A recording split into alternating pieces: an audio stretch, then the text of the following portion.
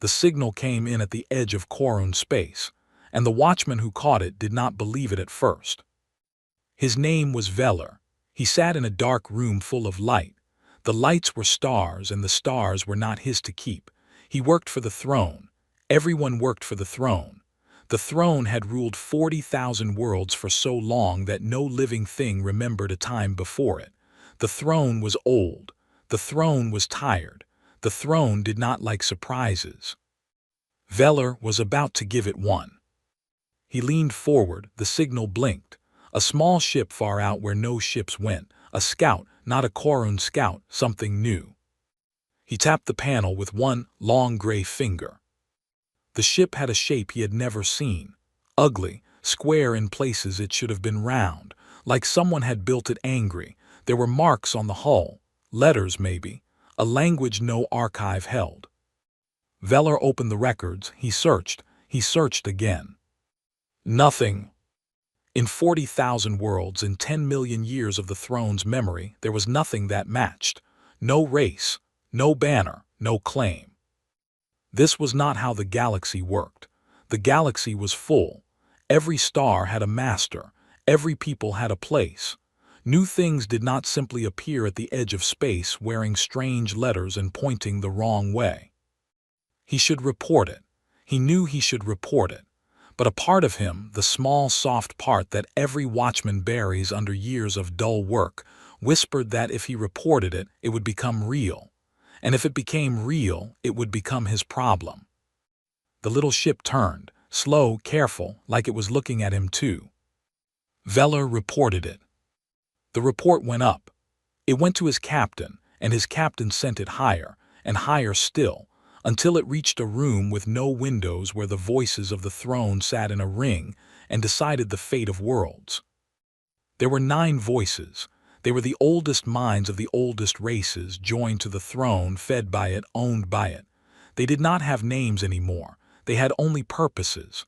The first voice spoke for war. The second spoke for trade. The third for fear, and so on down the ring. The first voice looked at the image of the little ugly ship. A scout, it said, its voice was flat.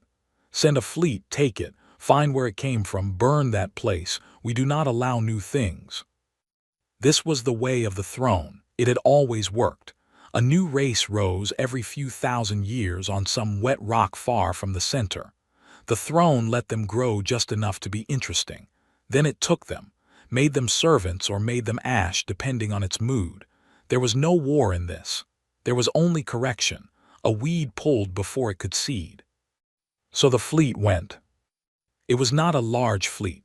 The throne did not waste large fleets on weeds. 12 ships, each one a city of metal, each one armed with weapons that could crack a world's crust and let the fire out. The crews aboard them were proud, in the dull way of soldiers who have never lost. They had been told they were going to correct a weed. They followed the little scout's trail back through the dark. The trail was strange. It bent. It doubled.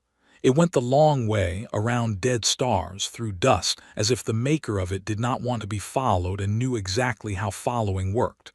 The fleet's navigators frowned at it but did not worry. A clever weed was still a weed. At the end of the trail was a single yellow star. Around the yellow star was a single blue world. The fleet stopped at the edge of the system and looked at the blue world, and the commander of the fleet, an old soldier named Drevis, felt the first cold finger of doubt touch the back of his neck. The world was loud. Not loud with weapons, loud with talk. The air around it crackled with signals, with voices, with 10,000 kinds of noise pouring up off the surface and out into space in every direction. The fleet's listeners caught fragments, music, arguments, numbers, pictures that moved, stories told in 100 tongues. This was not a quiet little weed world that did not know the galaxy was watching. This was a world that was shouting at the dark on purpose. "Scan it," Drevis said. They scanned it. The numbers came back, and the room got very quiet. The world was small, the race was young.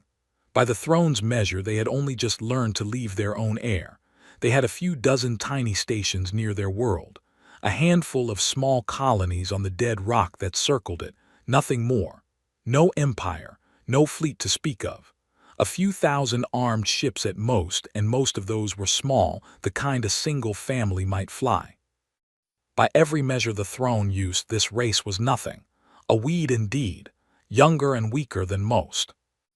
Drevis should have been relieved. He was not. Because the scans showed something else under the numbers. The world was covered in the marks of war. Old wars, recent wars, wars upon wars, layer over layer, going back as far as the scanners could read. This little race had been fighting since before it could speak, fighting itself, fighting its own world, fighting and learning and fighting again. And the weapons were the strange part. Most young races built one kind of weapon, the kind their world's chemistry made easy, and they stopped there until the throne came. This race had built everything: fire, poison, disease, things that split the smallest pieces of matter and let out the sun's own heart, things that could end their whole world 10 times over. They had built all of it. And they had not used it on each other, not all the way. They had come right up to the edge again and again, looked over and stepped back, held the means to die in their own hands for generations and chosen, each time by the thinnest margin, to live. Drevis did not understand what he was looking at, but something in him, the old soldier's part, the part that had kept him alive through 100 corrections, told him this was not a weed. This was something that had spent its whole short life learning one thing, better than any race the throne had ever pulled: how to survive. "Commander," said his second, "orders." Drevis looked at the blue world. He thought about the order he had been given: take the scout, burn the place it came from, simple, clean, the way it had always been. "We approach," he said, slowly. "We open a channel first, we talk before we burn." His second stared at him. "We do not talk to weeds." "We talk to this one," Drevis said. He did not know why he said it. Later, when he had time to think, he would decide it was the noise. A weed did not shout at the dark. A weed hid and hoped. This thing wanted to be heard. So Drevis, against the way of 10 million years, opened a channel to the blue world. And the blue world answered before the channel was fully open. The voice that came back was calm, friendly even. It spoke in the trade tongue of the galaxy, the common speech that the throne had spread across the worlds, which meant they had been listening, had caught the signals leaking from the throne's own edges, had taught themselves the words of a power they had never met. "Hello," the voice said. "We see you. Welcome. We've been wondering when someone would come." Drevis felt the cold finger press harder. "You knew we were coming," he said. "We hoped someone would," the voice said. "It gets lonely out here. We've been calling for a long time. You're the first to call back." There was no fear in the voice. There was no challenge in it either. It was the voice of someone opening a door to a stranger, curious, a little glad, completely unafraid. Drevis had corrected 40 worlds in his long life. He had heard 40 different kinds of fear: the proud kind, the begging kind, the silent kind. He knew fear the way a fisher knows water. He heard none of it. "You should be afraid," Drevis said. He did not mean it as a threat. He meant it as a true thing, almost a warning, almost a kindness. "We are the fleet of the throne. We have come to correct you. You are small. You have no army that could stand against even one of my ships. By the time your world finishes this conversation, it could already be over." There was a pause on the line. Then the voice laughed. Not a cruel laugh, a surprised one. The laugh of someone who has just realized the stranger at the door has badly misread the house. "Oh," the voice said. "Oh no, you think this is the army." Drevis said nothing. "Commander," the voice went on, gentle now, the way you speak to someone who is about to walk off a cliff they cannot see. "What you're looking at down here, all of this, the ships, the stations, the colonies, the few thousand armed crews you counted, I'm sure you counted them, you seem thorough. That's not an army. That's not even close. That's what we keep at home. That's the people who didn't want to leave. The room around Drevis had gone cold and still. This is a backwater, the voice said. A nice one, we like it here. But the ones who go out, the ones who actually fight, they don't stay home. They haven't been home in a long time. We sent them out into the dark a long while ago, looking for exactly the kind of door you just opened. And here's the funny part, Commander. The voice paused. They're already past you. Drevis's second made a sound, a small choked sound. You followed our scout in a straight line, the voice said, almost kindly. Well, as straight as it let you. You came right to the front door and knocked. You never once looked behind you. Why would you? You came to correct a weed. On the fleet's great screens, the empty dark behind the 12 ships of the throne was still empty.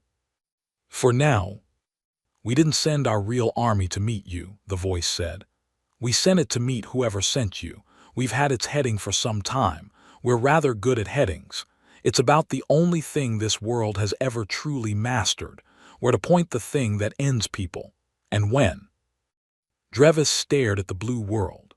The shouting, fearless, war-scarred little blue world that had built every weapon a mind could imagine and used none of them on itself, that had spent its whole brief life learning to survive against impossible odds, that had taught itself the speech of a power it had never met just so it could one day say exactly this.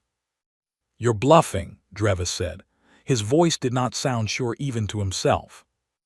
Maybe, the voice said.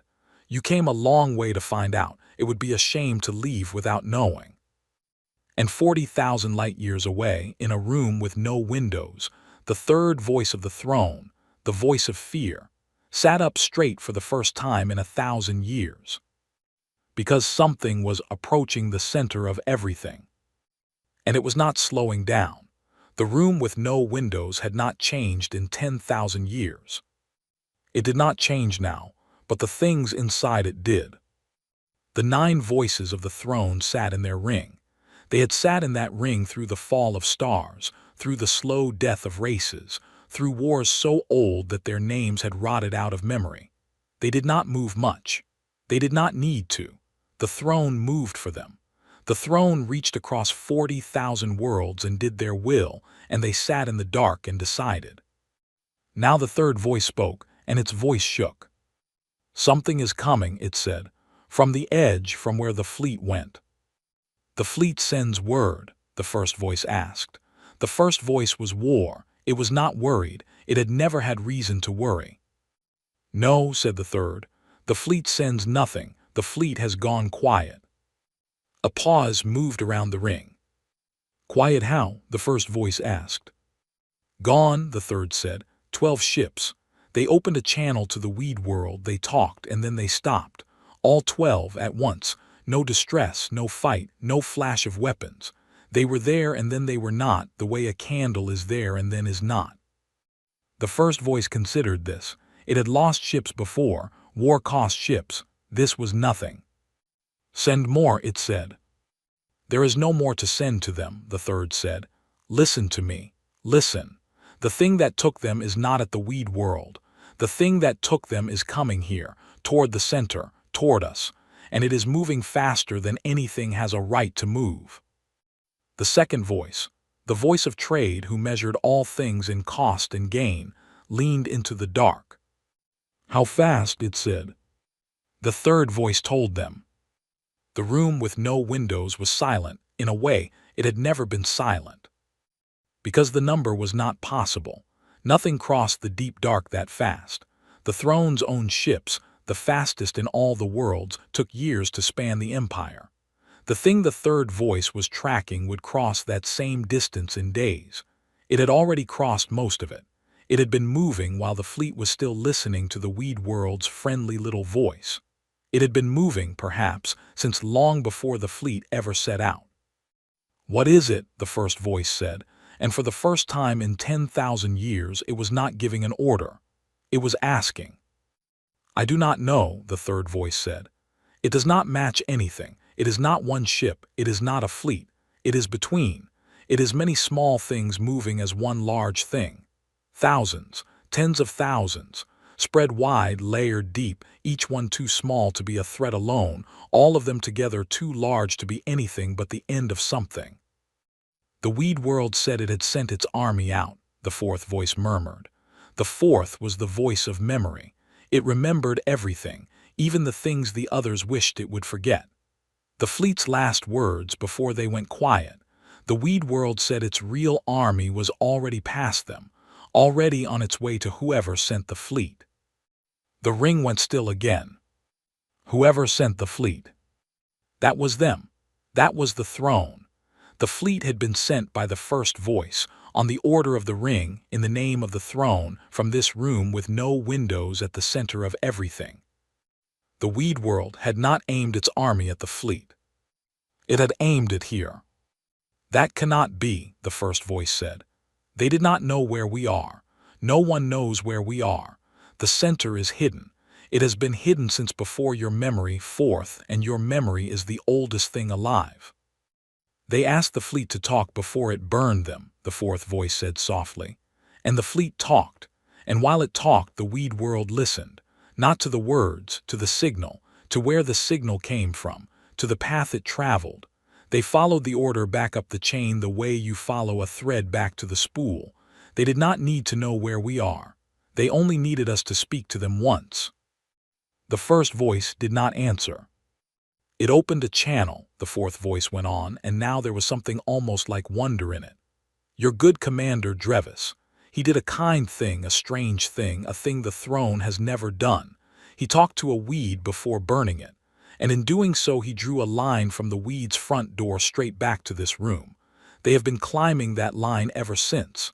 They are almost here. Across the empire, the throne began to wake. It had been a long time since the throne had truly woken. It did not need to. The worlds obeyed. The fleets patrolled. The corrections happened on schedule. The throne could sleep through all of it, a great slow mind dreaming its great slow dream of order without end. Now it woke, and the waking ran out across 40,000 worlds like a shudder. On 100 worlds at once, war fleets that had sat idle for centuries lit their engines. On 1,000 worlds, the servant traces who tended the throne's machines felt the floor tremble and looked up in fear. In the deep places where the throne kept the weapons it had taken from 100 murdered races, old terrors stirred and were aimed outward, into the dark, toward the thing that was coming. The throne had never been attacked. In 10 million years no one had ever come for the center. The center was the safe place. The center was the still point. The center was where the deciding happened, far from any danger, untouched, untouchable. The throne did not know how to be attacked. It had forgotten, if it ever knew, that being feared and being safe are not the same thing. It learned the difference quickly. The first of the small things arrived at the outer ring of the center's defenses, and the defenses, the great old guns that had not fired in living memory, swung to meet it. The small thing was not a ship. The defenses had been built to kill ships. This was smaller. A sliver of metal no longer than a body, carrying nothing but engine and one cold purpose. It did not dodge. It did not fight. It came straight on and the guns fired and they hit it, and it did not matter because behind it were 1,000 more exactly like it, and behind those 1,000 more. The center had built its defenses to stop an empire, to stop ships the size of cities, fleets the size of nations, the kind of enemy the throne could imagine. It had not built its defenses to stop a swarm. It had never imagined a swarm. Why would anyone build 10,000 tiny dying things and throw them all at once into the teeth of the guns? It was wasteful. It was crude. It was the act of a race that did not value the lives of its own machines, that built death cheap and threw it by the fistful, that had learned in the mud of its own endless wars that you do not need one perfect spear when you have 10,000 cheap ones and a reason to throw them all. The guns fired until they grew hot. They killed thousands. They could not kill enough. The swarm was not a thing you killed. It was a thing you survived or did not, and the center had never learned how to survive anything because nothing had ever threatened it. The small things slipped through. Not all, not most. But enough. Enough slivercraft got past the great old guns and into the soft space behind them, where the worlds of the center sat fat and unguarded, never having needed guarding. And in the room with no windows, the third voice, the voice of fear, began to do the thing it had been built to do and had never truly done. It panicked. "Pull the fleets back," it said. "All of them, from every world, bring them here, bring everything here." "If we pull the fleets," the second voice said, "the worlds revolt. 40,000 worlds obey us because the fleets are there. Take the fleets away and the empire comes apart in a season." "The empire is already coming apart," the third voice screamed, and the sound of a voice screaming had never been heard in that room, and the others recoiled from it. "Look, look, they are inside the wall. We have no wall anymore. There is no center anymore. There is only us and them, and they are almost in the room." The first voice, the voice of war who had ordered the fleet sent, who had called the blue world a weed, spoke at last, and its voice was different now, smaller. "What do they want?" it said. It was a strange question for the voice of war to ask. War did not ask what enemies wanted. War only asked how to break them. But the first voice asked it because it had begun to understand, slowly, the way an old mind understands a new thing, that it did not know how to break this enemy. That this enemy might not break. That this enemy had spent its whole short, violent life learning the one art the throne had never had to learn, the art of the desperate, the art of the cornered, the art of throwing everything you have at the thing that means to end you and not stopping until one of you is gone. And far out in the dark, riding behind the swarm, came the answer. A signal. The same calm, friendly, fearless voice that had spoken to Drevis at the Blue World. It reached into the room with no windows, into the center of everything, into the ears of the 9 voices who had decided the fate of 40,000 worlds and had never once imagined their own. "Hello," the voice said. "We see you too now. We've been wanting to meet you for a very long time." The 9 voices listened. They could not help it. There was nothing else to do. "You sent 12 ships to correct us," the voice said. "We've corrected them instead. They're fine, by the way. Your commander Drevis is fine. He talked to us instead of burning us, and that turned out to be the smartest thing anyone in your whole empire has done in 10 million years. We don't kill people who talk." The voice paused. "We kill people who don't," it said. "And you've never once talked to anyone. You've only ever decided. We know. We followed the line back. We've seen what's at the end of it. We've seen this room. We know you're listening. So here's what's going to happen next, and I want you to understand that we're telling you because we'd genuinely rather you choose the easy way." The swarm filled the dark around the center now, a cloud of small, cheap deaths beyond counting, and behind the swarm, just arriving, the real thing, the thing the swarm had cleared the way for, slid out of the deep dark and into the light of the center's many suns. And the 9 voices of the throne saw the real army of the Blue World for the first time. And the third voice stopped screaming, because there are some things too large to scream at. It was not what they expected. That was the first thing the 9 voices understood, and the understanding hurt.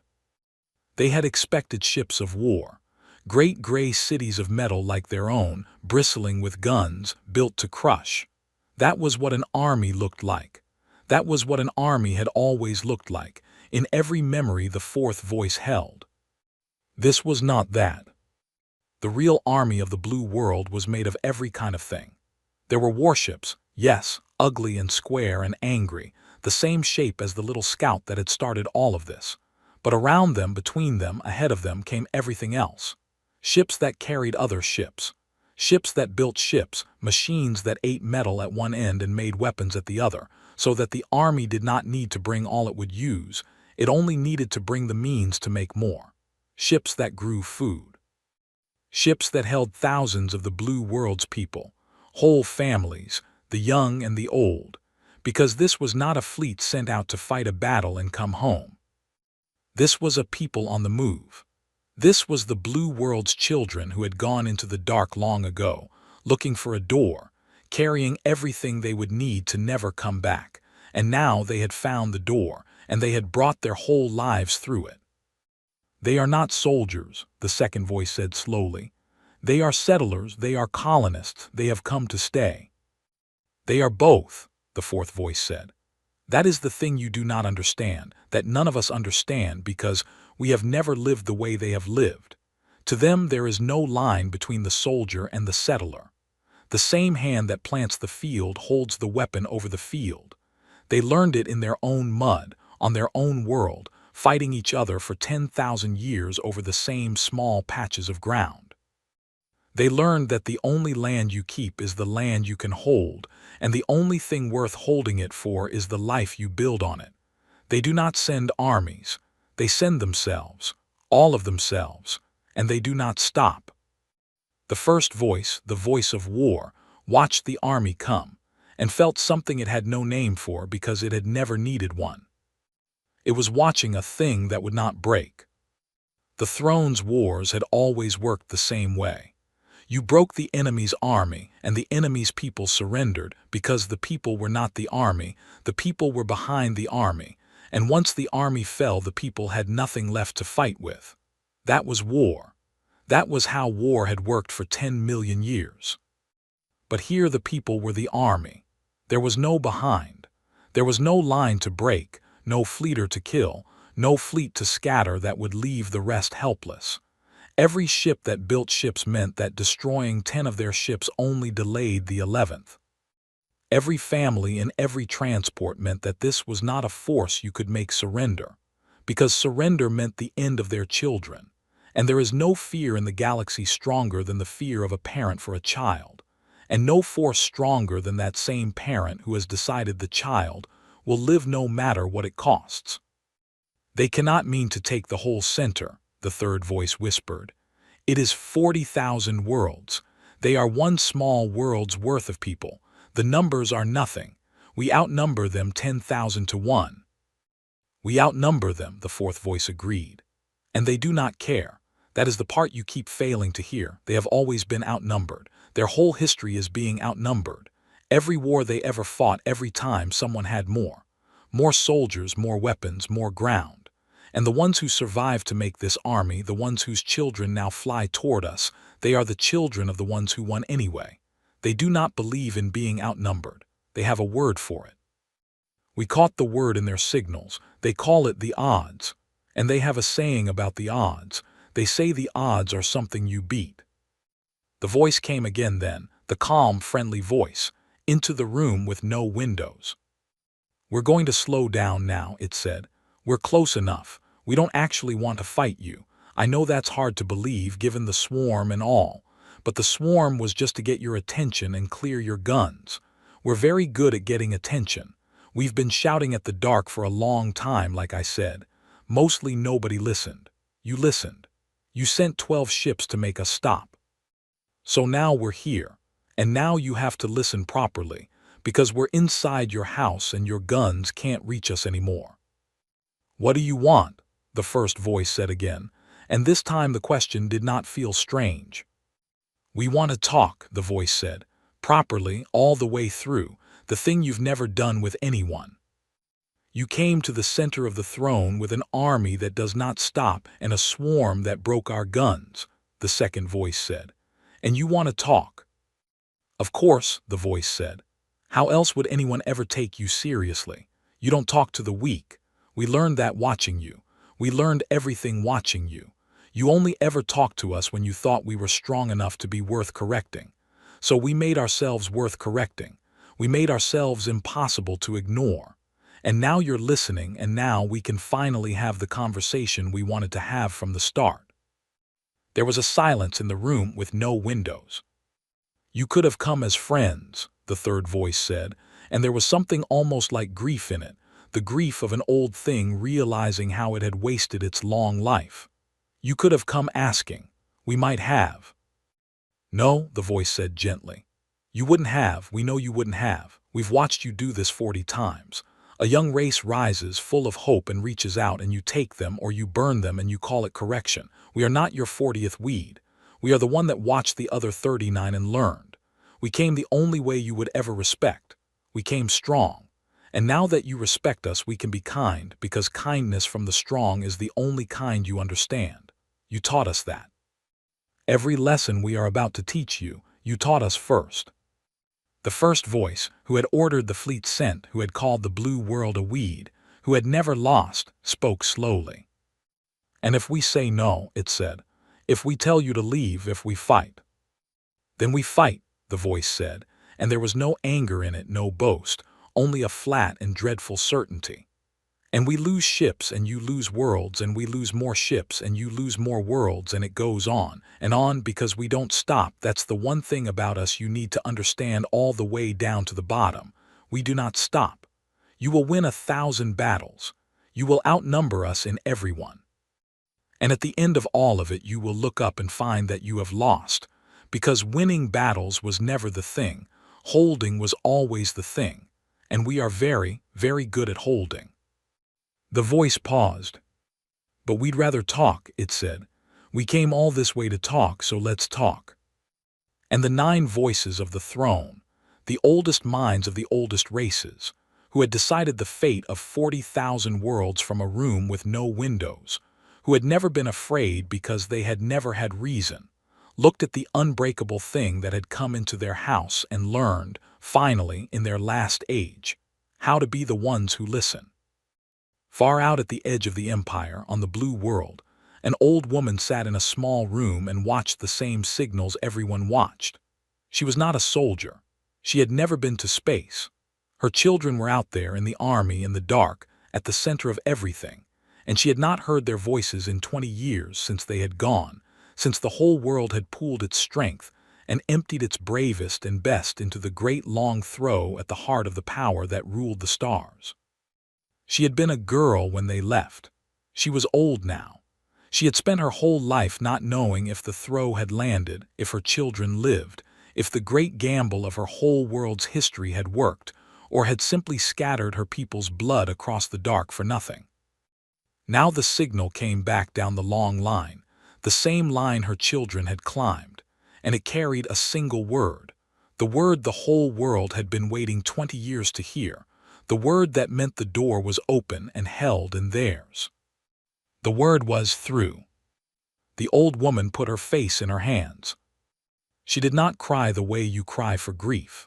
She cried the way you cry when a thing you gave your whole life to and had no right to expect would ever come true, comes true anyway against the odds, the way the odds are meant to be beaten. Her children had reached the center, and the center had listened.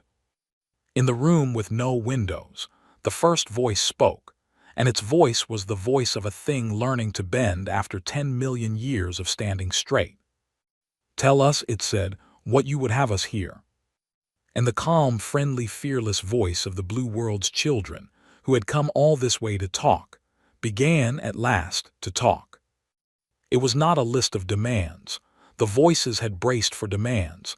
They knew demands. Demands they could refuse or grant or pretend to grant. This was not that. It was a question. How long, the voice said, since any of you wanted anything, truly wanted it, not order, not obedience, not the empire ticking along the way it always has, something for yourselves, something you'd cross the dark for, something you'd throw everything at and not stop. The room with no windows was silent, because not one of the 9 voices could remember.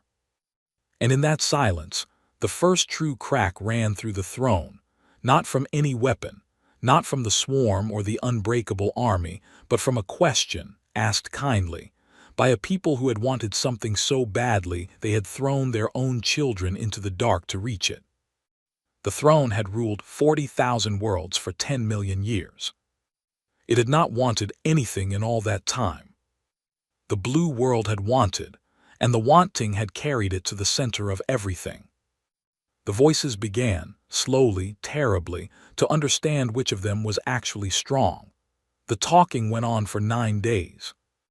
The voices had thought it would be quick. Everything the throne did was quick, in its way, because there was never any doubt about the outcome. The throne decided, and the thing was done. There had been no real conversation in 10 million years, only commands going down and obedience coming up.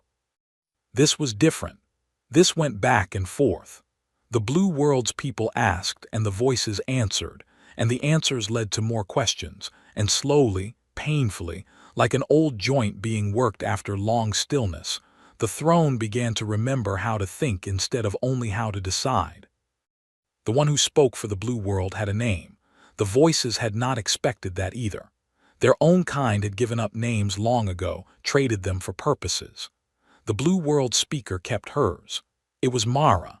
She was not the leader of the army, because the army did not have a leader the way the throne understood leaders.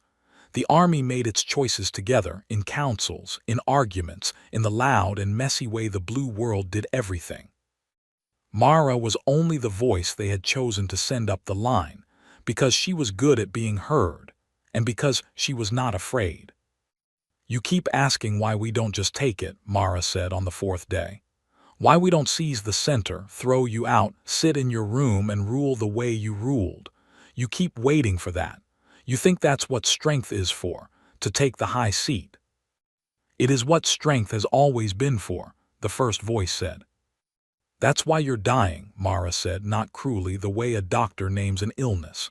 "You sat in the high seat so long you forgot there was anything else to do up there. You stopped wanting. A thing that stops wanting stops living. It just takes a long time to notice. 10 million years in your case. You've been dead for most of them. You just had too many worlds holding up the body." The fourth voice, the voice of memory, stirred. "Then what would you have us do?" it said. "If not take the seat. You hold the center, you have the strength. Strength must do something." "Strength should make room," Mara said. The voices did not understand. "You spent 10 million years closing the galaxy," Mara said. "Every young race that rose you took or burned or bent. You made 40,000 worlds into one shape, your shape, the still shape, the shape that doesn't want anything. And the galaxy got quiet. We heard the quiet from our little blue rock at the edge. We heard a whole galaxy full of life all squeezed into one dead shape, and not one voice in all of it calling out except us, shouting into the dark, wondering why nobody answered." "They could not answer," the third voice said. "We did not permit it." "I know," Mara said. "That's the thing we came to change. Not who sits in the seat, what the seat is for. We didn't cross the dark to rule 40,000 worlds. We've got our hands full ruling one badly, the way everybody rules everything badly with a lot of arguing. We came to open the galaxy back up. To make room. To let all those worlds you flatten stand up again and want things and shout into the dark and finally have somebody shout back." On the worlds of the Empire, the news spread the way water spreads when a dam fails. It did not spread because the throne announced it. The throne announced nothing. It spread because the servant traces, who tended the machines and grew the food and built the ships, had been listening too, the way the blue world had taught the whole galaxy to listen by simply refusing to be quiet. They heard that something had come to the center. They heard that the center had not crushed it. They heard, for the first time in 10 million years, the throne doing a thing it had never done. They heard it lose an argument. A small thing. A single argument in a room with no windows against a single small world's stubborn voice. But the servant traces had lived their whole long captivity under the simple iron fact that the throne did not lose, that it could not be argued with. That resistance was not foolish but actually impossible, like arguing with gravity. And now gravity had blinked. On a world called Sethri, where a gentle six-limbed people had served the throne for 100,000 years, grinding metal in the dark, an old worker set down her tools and listened to the signal coming down from the center and did not pick the tools back up. The workers beside her looked at her. She looked back. None of them said anything. None of them needed to. They had all heard the same thing. The throne could lose. If the throne could lose, then everything they had believed about the shape of the world was wrong. And if that was wrong, then maybe the part where they had to grind metal in the dark forever was wrong too. The old worker walked out of the grinding hall. The others followed. By the end of the day, the grinding halls of Sethri were empty, and no one had fired a shot, and the great machines of the throne stood silent for the first time since before the workers' oldest stories began. It happened on Sethri, then it happened on 100 worlds, then 1,000. Not war, not revolt exactly. Something quieter and far more dangerous to a thing like the throne. The world simply stopped. They stopped grinding, stopped growing, stopped building, stopped obeying. They did not raise armies. They did not need to. The throne's strength had always been in the obeying. Take away the obeying, and the throne was a mind in a room with no windows and no hands left to reach with. In the room with no windows, the second voice, the voice of trade, saw the empire coming apart in real time, world by world, and did a strange thing. It laughed. The others turned toward it. A voice laughing was nearly as strange as a voice screaming. "Do you not see it?" the second voice said. "We told ourselves we held them by strength. We held them by their belief in our strength. The belief was the whole empire, not the fleets, not the guns, the belief. And this small, loud world cracked the belief in 9 days, not with weapons, but by simply being a thing we could not crush. Every world that hears we argued with someone and did not win stops believing. And every world that stops believing stops obeying. We are not being conquered. We are being disbelieved.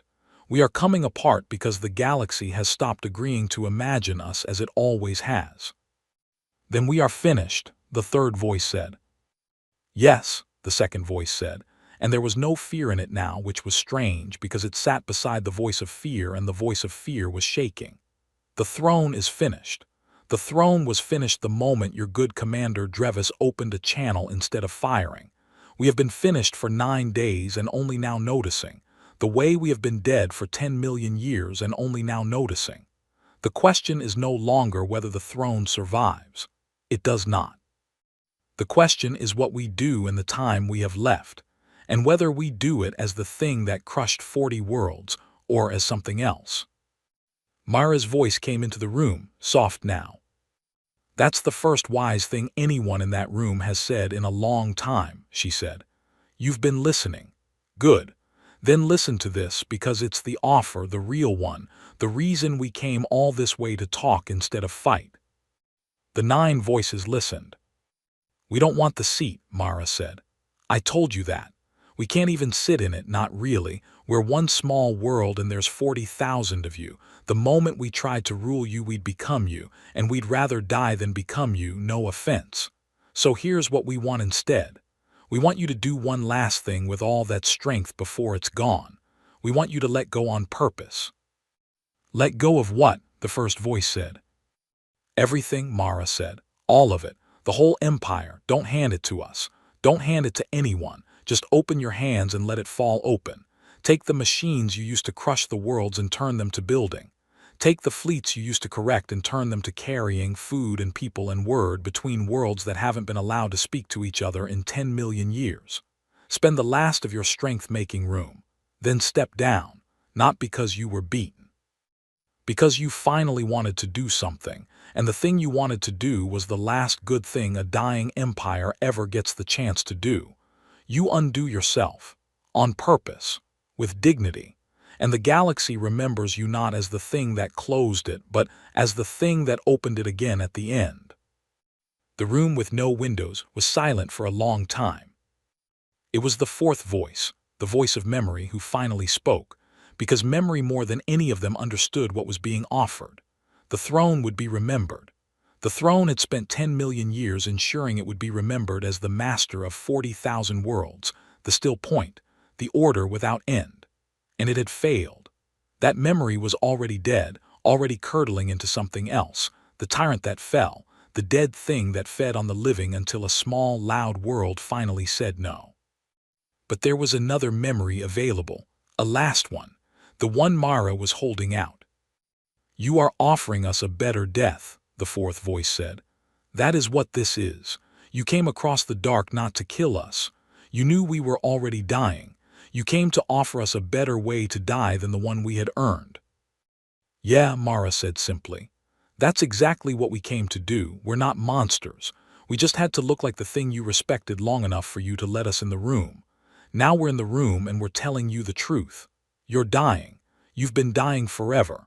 You can die as the thing the whole galaxy spits on, the tyrant that finally fell, or you can die as the thing that, at the very end, with the last of itself, chose to open its hands. Your call. We can't make you. We never could make you do anything, not really. That's the secret. Nobody can make anybody do anything. They just have to believe they can. You believed it about 40,000 worlds for 10 million years. Now stop believing it about yourselves. You get to choose what you are at the end. Almost nobody gets that. We're giving it to you.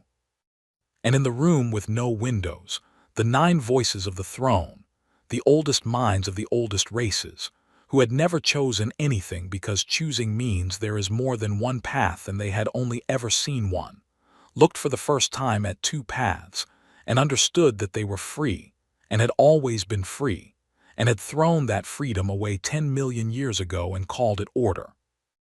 They had wanted nothing for so long.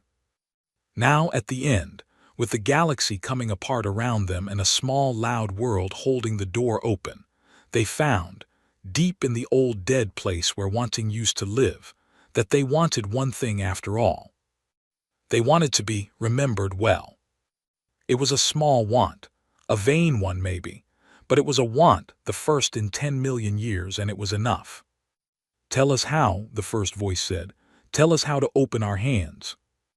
And Mara, the voice of the small, loud world that had crossed the dark, began to teach the throne how to let go. It took longer to take an empire apart with care than it had taken to build one with cruelty. That surprised everyone. It should not have. Cruelty is fast. You break a thing and it stays broken. Care is slow. You have to put each piece down gently in a place where it can stand on its own and check that it will not fall the moment you turn away. The throne had crushed 40,000 worlds in 10 million years.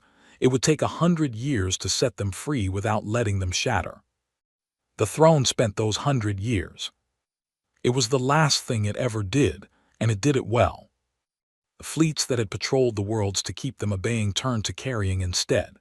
They carried food to worlds that had only ever grown one crop, the crop the throne demanded, and now found themselves free and hungry and not knowing how to feed themselves. They carried teachers between worlds that had forgotten how to speak to one another. They carried, most of all, word. The simple word that the galaxy was opening, that the silence was ending, that any world that had a voice could now use it and be answered.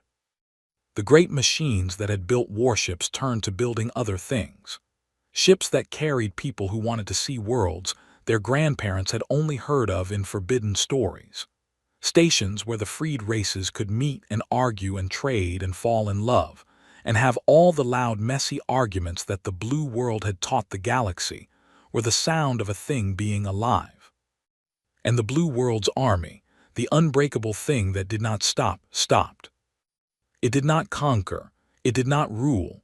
It did the thing Mara had promised, which was the strangest thing of all to the watching galaxy. It helped. It used its building ships to build, its growing ships to grow, its strength to hold doors open rather than to break them down. The families that had crossed the dark spread out across the freed worlds, not as masters, just as neighbors, the loud, argumentative neighbors who would not stop talking and would not stop wanting, and slowly, by sheer stubborn example, taught a galaxy that had forgotten how to want again. On the world called Sethri, where the gentle six-limbed people had walked out of the grinding halls, the old worker who had set down her tools first lived to see something she had no word for because her people had never had one. She lived to see her grandchildren choose what to do with a day, choose what to make, choose where to go, small choices, the smallest choices, the kind the blue world's children made 1,000 times a day without thinking. To the old worker, they were the largest things in the universe, and she watched her grandchildren make them, and she wept the way you weep when a thing you never dared hope for arrives anyway. Commander Drevis, who had opened the channel, who had talked to a weed instead of burning it, lived a long time too. The blue world had kept its word. He was fine, more than fine. He became, in his old age, a kind of teacher, going from world to world to tell the story of the day he broke 10 million years of habit by simply choosing to talk first. Young races, newly freed, hungry to understand how the long silence had broken, would gather to hear him. "Why did you do it?" they always asked. "You were sent to burn them, you had the order, why did you talk?" And Drevis, who had thought about it for the rest of his life and never been fully sure, would give the only answer he had. "Because they were shouting," he would say. "The whole galaxy was quiet and they were shouting into the dark, and I had spent my whole life in the quiet, and I was so tired of it that when I finally heard a voice that wasn't afraid, I wanted to hear what it had to say. That's all. That's the whole reason the galaxy is free." One tired old soldier wanted to hear a voice. You'd think it would take more than that. It never does. It only ever takes one person, somewhere in the chain, choosing to listen instead of to crush. The 9 voices of the throne lived to see most of the 100 years. They did not live to see all of them. A mind that has been dying for 10 million years cannot be kept alive forever, even by a sudden late discovery of the will to live. One by one, as their work finished, as the worlds they had set free learned to stand, the voices let themselves go. They had wanted one thing at the end, to be remembered well, and they had earned it, and a thing that has earned the only thing it ever wanted does not need to hold on. The third voice went first, the voice of fear, which had panicked when the swarm broke the guns and had screamed in a room where no one had ever screamed. It went quietly in the end, all its fear spent, having learned the thing that fear exists to teach and is so rarely allowed to teach, which is that the thing you are afraid of is sometimes the thing that saves you. The first voice went last, the voice of war, which had called the blue world a weed and sent 12 ships to correct it. It held on the longest because it had the most to undo, and it would not let itself go until the last fleet it had ever commanded had finished carrying the last load of food to the last hungry world. Then its strength finally spent on building instead of breaking. It spoke one last time, to Mara, who had stayed in contact across all the long years, who had become something like a friend to the dying thing she had come across the dark to unmake. "You said we taught you every lesson you taught us," the first voice said. Its voice was very faint now. "You said you only learned to be kind because we taught you that kindness from the strong is the only kind we understand. I have thought about that for 100 years. I do not think it is true. I think you were always going to be kind. I think you only told us we taught you so that we would not feel we had taught the galaxy nothing but cruelty. I think your last kindness to us was a lie, and the kindest lie ever told." Myra was old by then too.